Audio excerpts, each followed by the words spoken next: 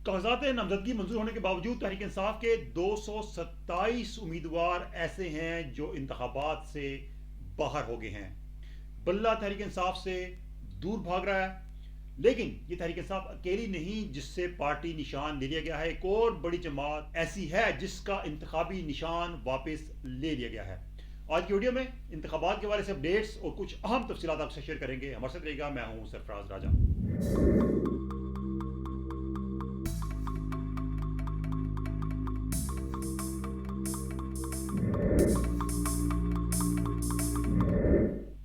दोस्तों, वीडियो शुरू करने से पहले वही दरखास्त, अगर आप हमारे साथ नए हैं, हमारे चैनल पर नए हैं, आपने हमारा चैनल सब्सक्राइब नहीं किया तो हमारा चैनल सब्सक्राइब कर लीजिएगा, बेल आइकन दबा दीजिएगा ताकि हमारी वीडियोस के नोटिफिकेशन आपको फौरी तौर पर मिल सकें। तो दोस्तों, तहरीक इंसाफ से बल्ले का निशान इलेक्शन कमीशन ने 22 दिसंबर 2023 को अपने एक फैसले में वापस ले लिया था। वजह यह थी कि तहरीक इंसाफ के जो इंट्रा पार्टी इलेक्शंस हुए थे, इलेक्शन कमीशन ने उनको दुरुस्त और आइन के मुताबिक करार नहीं दिया था, यानी कि तहरीक इंसाफ के आइन के मुताबिक वो दुरुस्त नहीं समझे गए थे। जिसके बाद तहरीक इंसाफ ने पेशावर हाई कोर्ट में एक दरखास्त दायर की थी और वहां से हुक्म इम्तना लिया था इलेक्शन कमीशन के फैसले के खिलाफ। तो उसके बाद क्या हुआ कि पेशावर हाई कोर्ट ने ही एक और फैसले में इस हुक्म इम्तना को खारिज कर दिया और तहरीक इंसाफ से बल्ले का निशान एक बार फिर वापस ले लिया गया है। इस बल्ले के निशान की वापसी के बाद तहरीक इंसाफ क्या करने जा रही है ये तो आपको बताएंगे, लेकिन एक और अहम चीज कि इलेक्शन कमीशन ने एक दस्तावेज पेश की है हाई कोर्ट में और उसमें बताया है कि सिर्फ तहरीक इंसाफ नहीं, 20 ऐसी जमातें हैं जिनसे इंतखाबी निशान वापस लिया गया है। उसकी वजह इंट्रा पार्टी इलेक्शंस ही हैं, यानी कि इन जमातों में इंट्रा पार्टी इलेक्शंस या हुए नहीं या दुरुस्त नहीं हुए थे। और इनमें एक और जमात है जो कि बड़ी जमात है, वफाक की सतह की जमात है और एक सूबे में हुकूमत भी कर चुकी है, उससे भी इंतखाबी निशान वापस ले लिया गया है। दोस्तों, ये जमात है ANP, अवामी नेशनल पार्टी, जिसका इंतखाबी निशान लालटेन था।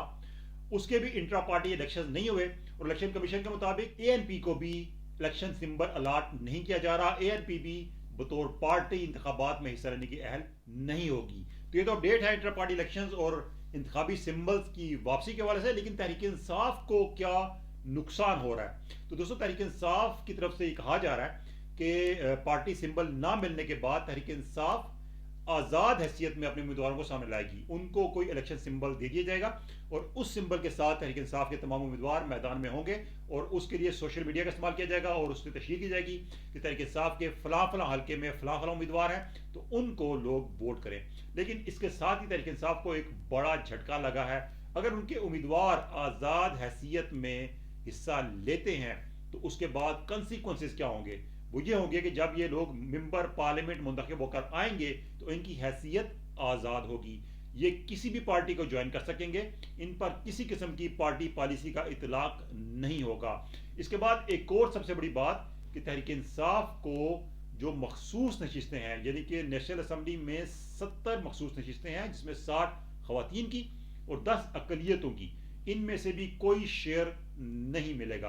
तो उससे क्या होगा? तहरीक इंसाफ के 227 उम्मीदवार जिन्होंने नॉमिनेशन पेपर्स जमा कराए हैं रिजर्व सीट्स के लिए, वो बाहर हो जाएंगे, वो इंतखाबात के लिए अहल नहीं ठहरेंगे, क्योंकि जब पार्टी ही नहीं इंतखाबात में से ले पा रही तो इन उम्मीदवारों की हैसियत भी नहीं रहेगी। तो ये एक बहुत बड़ा झटका तहरीक इंसाफ को लगने जा रहा है। इससे बचाव के लिए तहरीक इंसाफ क्या करने जा रही है? तहरीक इंसाफ, दोस्तों, हम पहले बता चुके हैं आपको एक वीडियो में कि तहरीक इंसाफ की एक पॉलिसी यह है कि किसी छोटी जमात के साथ उसके सिंबल के साथ इंतखाबात में जाया जाए। नाम उस छोटी जमात का होगा, सिंबल भी उसी का होगा, उम्मीदवार होंगे तहरीक इंसाफ के, और जब ये उम्मीदवार इंतखाबात जीत कर आएंगे तो पार्टी छोटी होगी, उसी की हुकूमत होगी, लेकिन हुकूमत असल में तहरीक इंसाफ की होगी। तो ये एक प्लान किया जा रहा है। देखें इसमें क्या कोई मामला तय पाते हैं किसी छोटी जमात के साथ? कहा तो जा रहा है कि कुछ छोटी जमातें हैं जो इंटरेस्टेड है, चाहती हैं कि PTI उनके सिंबल के साथ इंतखाबात में हिस्सा ले, लेकिन क्या ऐसा हो पाएगा या होने जा रहा है? लेकिन इससे पहले तहरीक इंसाफ कोशिश करेगी कि उनको बल्ले का निशान मिले। इसके लिए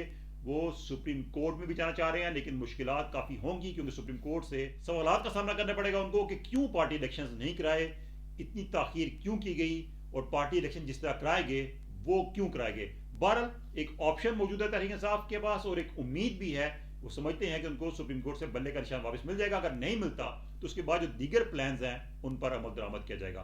पाकिस्तान में इंतखाबात के हवाले से कुछ अपडेट्स थी, मजीद अपडेट्स भी रेगुलरली आपसे शेयर करते रहेंगे। आज की वीडियो तो शेयर कीजिएगा, लाइक कीजिएगा और कमेंट्स में अपना फीडबैक जरूर देना है। अल्लाह हाफिज।